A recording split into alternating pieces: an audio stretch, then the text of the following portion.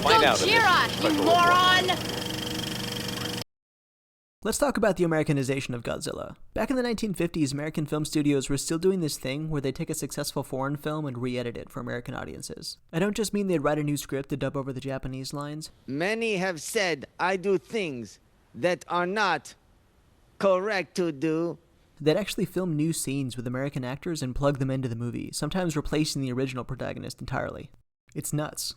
So when it came time to bring Godzilla from Japan to America, we got some pretty significant changes. For one, the title. In Japan, Godzilla represented the radioactive destruction that was the American military at the end of World War II. We've already got a whole video on our channel about that, so we're not going to get into it again now, but just know that Godzilla was a monster that represented a very real disaster in Japan, and the movie was riddled with social commentary. All that subtlety was thrown out the window by the time the big beastie made it overseas. I mean, just look at how it was marketed. Godzilla, king of the monsters, whose death ray blasts the city from the face of the earth before your very eyes. Godzilla alive, stalking across the world, crushing all before it. Is Godzilla a fantasy or a prophecy of doom? In America, Godzilla was, well, just a giant monster that destroyed cities. Film studios in the States didn't want to distribute a film where the big evil monster represented America, so they added a journalist to the movie to summarize what was going on and make sure nobody got the wrong idea. This is the most obvious when you compare the endings. In the Japanese version, you get this old guy solemnly warning people that a disaster like Godzilla might happen again if countries don't agree to not use nuclear bombs. The Americanization cuts his lines completely, and we mostly just get an epitaph for the scientist who blew himself up with Godzilla. The menace was gone.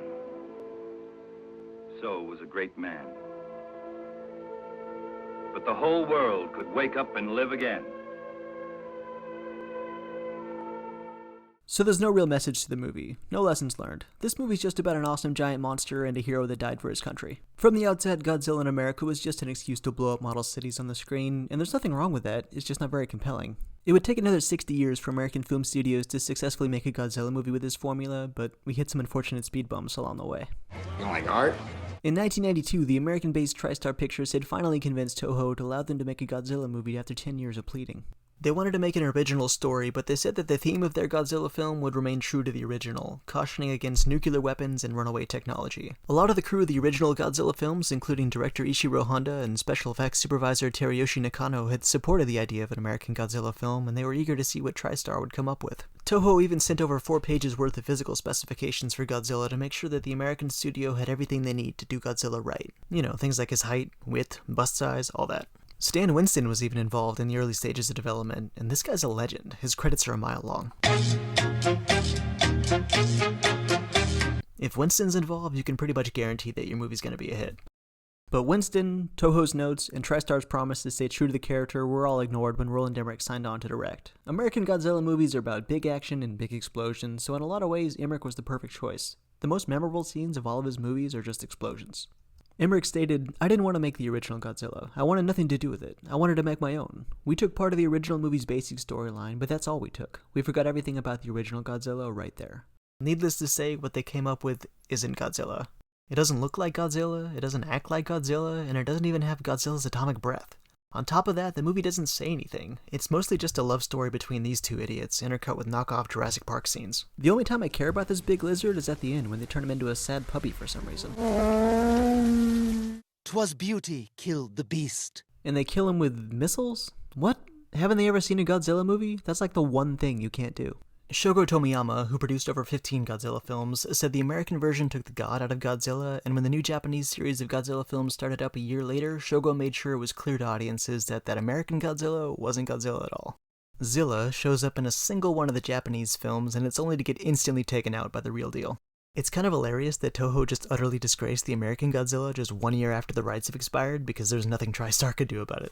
About 10 years later, Legendary Pictures started developing a Godzilla reboot so they could try to cash in on the shared universe thing that Marvel was doing. Unlike the 1998 adaptation of Godzilla, the creators of this one seem to have at least seen a Godzilla movie before. They modernized the look of Godzilla by making him seem more realistic, but spiritually, this thing is still Godzilla. Legendary said they wanted to bring back Godzilla the same way that Christopher Nolan brought back Batman, meaning dark, gritty, and grounded in reality. And yeah, this movie is dark and gritty, but it falls apart pretty quickly. The first 20 minutes of this movie is spent developing Bryan Cranston's character Joe Brody. He's a nuclear scientist or a seismologist or something, and he loses his wife really early on in the movie because of a nuclear meltdown.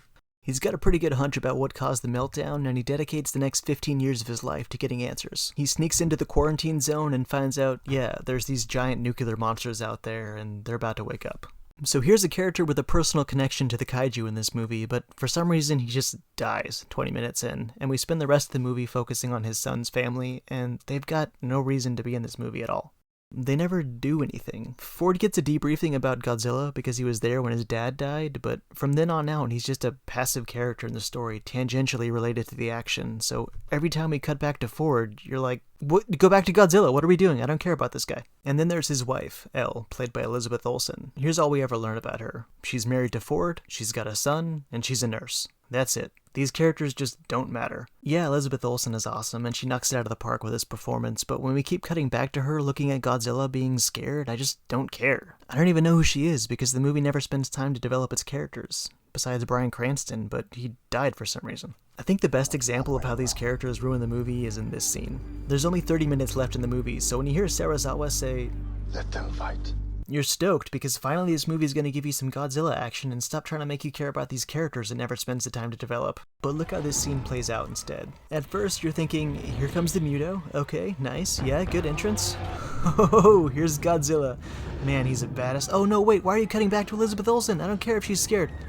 Oh, okay, there's the Muto. Alright, let's duke it out, boys. Let's go. Where are you? What? Okay, yeah, perfect. Let's just get her out of here. Oh, man. Yeah, here we go. Here it comes. It's about to go off, boys. Oh.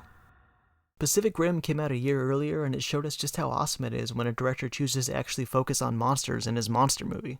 For some reason, the director, Gareth Edwards, chose to show us all the kaijus on TV screens for the first 90 minutes of the movie, and it's like he was saying you could just watch this Godzilla movie on your phone.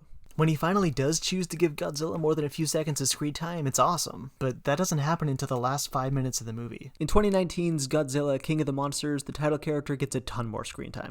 Michael Dougherty directed this one, and at first it looked like he was going to make the same mistake Gareth Edwards did by devoting all the screen time to these lazily developed cliché characters, but thankfully he didn't dedicate the whole runtime to that, and the movie finally starts here.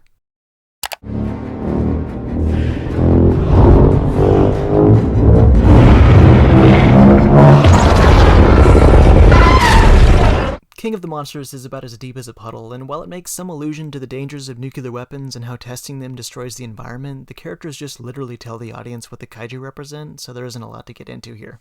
Kyle Chandler's character hates Godzilla because his son died off screen sometime during the 2014 movie, and his emotional challenge throughout the movie is to learn to not hate the monster that's literally saving the planet. The only way to heal our wounds is to make peace with the demons who created them. So he does.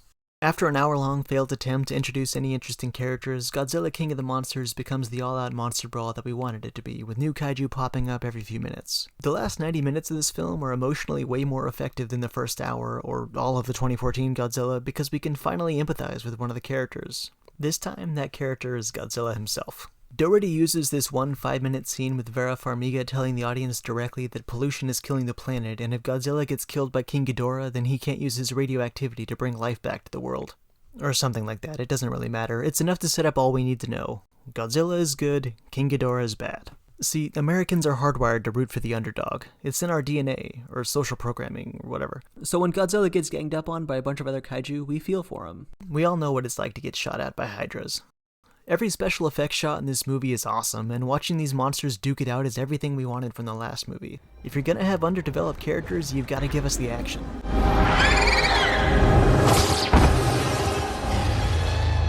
And then there's that roar.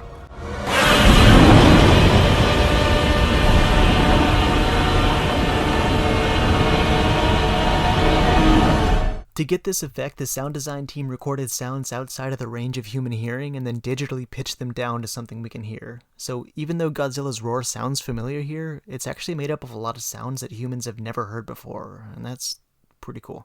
They followed up the 1956 version of King of the Monsters with King Kong vs. Godzilla about 10 years later. We're not going to have to wait that long this time because the rematch between Kong and Godzilla is set for November 2020, and it's going to be worth renewing your pay-per-view subscription.